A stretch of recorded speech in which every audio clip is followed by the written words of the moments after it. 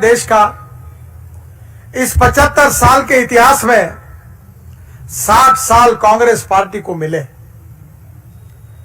पंडित जवाहरलाल नेहरू देश के प्रधानमंत्री थे, फिर इंदिरा गांधी प्रधानमंत्री बनी, फिर राजीव गांधी प्रधानमंत्री बने। एक परिवार को बहुत बड़ा अवसर मिला। बैल जोड़ी थी तो लोगों ने बैल जोड़ी पर ठप्पे मारे, फिर गाय बछड़ा आया, गाय बछड़े पर ठप्पे मारे, फिर पंजा आया, पंजे पर ठप्पे मारे। उम्मीद ये थी कि गरीबी दूर हो जाएगी, उम्मीद ये थी कि जवान लोगों को रोजगार मिल जाएगा, उम्मीद ये थी कि गांव गरीब मजदूर किसान का कल्याण होगा, उम्मीद ये थी सब गांव अच्छे बनेंगे, शहर अच्छे बनेंगे, उद्योग आएंगे, व्यवसाय आएंगे, युवाओं को रोजगार मिलेगा, समृद्धता और संपन्नता आएगी और हमारा राज्य और हमारा देश गरीबी, भुखमरी और बेरोजगारी से मुक्त होगा। कांग्रेस ने गरीबी हटाओ का नारा दिया, पर गरीबी तो हटी नहीं, गरीब हट गए। अनेक राज्यों में किसानों ने आत्महत्या की।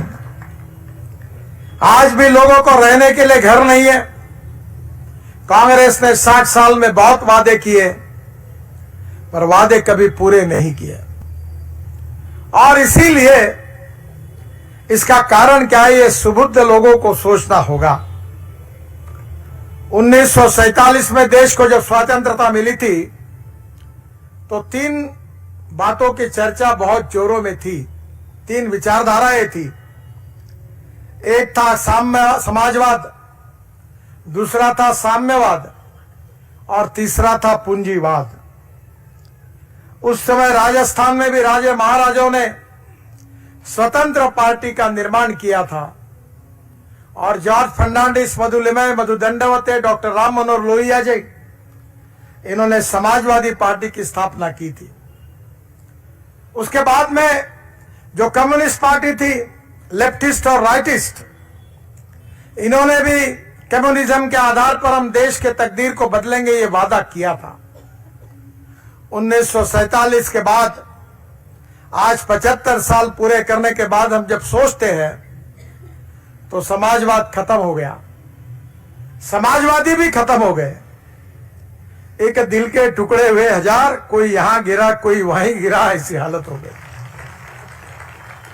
कम्युनिस्ट पार्टी समाप्त हो गई, स्वतंत्र पार्टी भी समाप्त हो गई और आज पूरे विश्व में, पूरे दुनिया में इस बात की चर्चा है कि विश्व की सामाजिक आर्थिक तस्वीर को कौन बदल सकता है।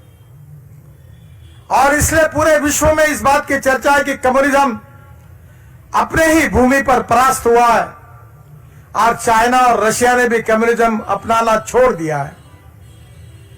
मैं भारतीय जनता पार्टी के अध्यक्ष के रूप में चाइना के निमंत्रण पर चाइना गया था।